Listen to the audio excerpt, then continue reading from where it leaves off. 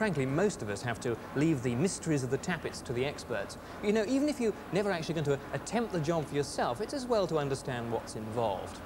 Every engine, of course, has its camshaft and its valves, but of course the location of the camshaft and the method of operating the valves can be very different. More and more new cars now coming out with the overhead camshaft system. This is where the camshaft is on top of the engine cylinder head, directly operating the valves. The overhead camshaft system, OHC. Lots and lots of cars, of course, out and about on the roads where the overhead valve system is employed. Now this is where the camshaft is fitted right the way down in the engine cylinder block. Camshaft operates a set of push rods. These come up to the top of the engine and through the cylinder head where they actuate a row of rocker arms, and these actually control the valves. The overhead valve system, OHV. Doesn't really matter which system you have, OHV or OHC, you still have to maintain the clearance somewhere between the camshaft and the valves. Starting off with the overhead valve setup, to check the vital clearances that must exist, you first of all have to remove the air cleaner assembly. This we've already done. Before you do anything, be sure to disconnect the plug leads. You want the engine to turn over in a minute, but not to fire into life. Then you unbolt, or unscrew in this case, the rocker cover. We've already done that. But be careful you don't damage the cork sealing gasket. If you do, you're going to need a new one, which is a shame, as with care they can be reused several times.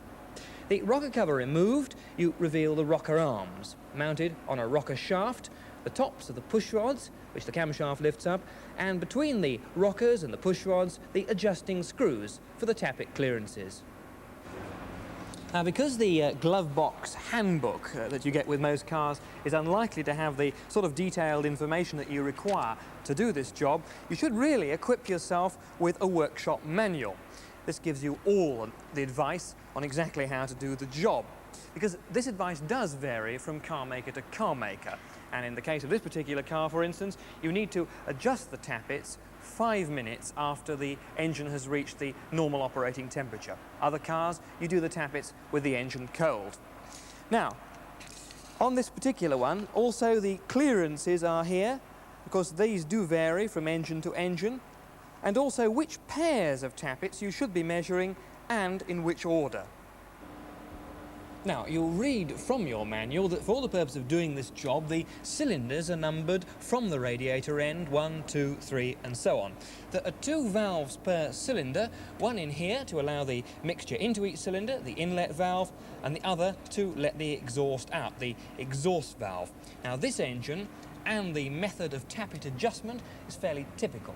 You've got to now get the valves operating. To do this, put the car in either third or top gear and then rock the car forward or backwards accordingly. You edge the car backwards and forwards until the rockers for the valves of number 4 cylinder rock, i.e. they're in the middle of their stroke, as it were, like so. You now adjust the clearance for the inlet valve for number 1 cylinder. Now you can see which is which by looking at which valve lines up with the exhaust port and which one with the inlet manifold. In this case, the inlet manifold lines up with the inlet valve, this one. You move the adjuster nut with a 7/16 AF socket, therefore being less likelihood of the spanner slipping off and causing damage to the nut than would be the case if an open-ended spanner were used. It's pretty stiff to turn, like so.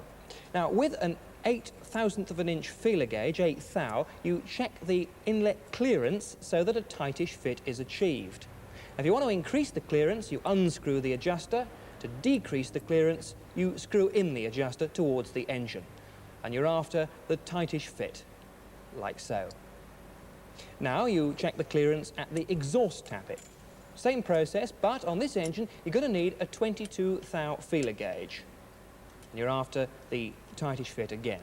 That seems to be fine. You then go on to repeat the process by having the rockers on number 3 cylinder rocking and adjusting the tappets at number 2 cylinder. And then with the number 1 cylinder rockers in the middle of their stroke, you adjust the tappets on number 4 cylinder. And finally, with the rockers on number 2 cylinder in the middle, you finish off the job by adjusting the tappets of number 3 cylinder. It all sounds incredibly complicated, but it really is absolutely straightforward, just a question of following the stages of the manual through. On an OHC engine, you won't have to adjust the tappets quite so frequently. That's because there are less links in the chain, as it were, between the camshaft and the valves. Less wear and so less adjustment. So you can see it more clearly. Here, for demonstration purposes on the bench, we have a typical overhead camshaft cylinder head. Again, armed with your trusty workshop manual to find out the order in which to adjust the pair of tappets for each cylinder, you need to adjust the clearance between the camshaft lobes and the rocker arms. You do this by, first of all, using a 19mm spanner for this engine. A crow's foot spanner in this case. This actually enables you to do the job with the exhaust manifold still in place. That's if the head was on the engine in the car.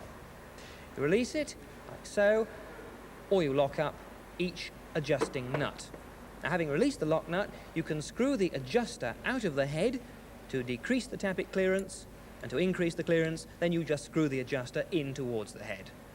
On this engine, about the commonest OHC head in existence, you'll need an 1/8 thou feeler gauge for the inlet clearance, and on the other side of the head, the exhaust side, the exhaust valve, a 10 thou gauge for the exhaust clearance. And whether your motor is overhead camshaft or overhead valve, adjusting the tappets may look very complicated, but it isn't really. It's entirely logical, particularly if you follow it through in a workshop manual. Then you're not going to get lost. The other thing, of course, to bear in mind, very important, and that is strictly adhere to the manufacturer's recommended clearances.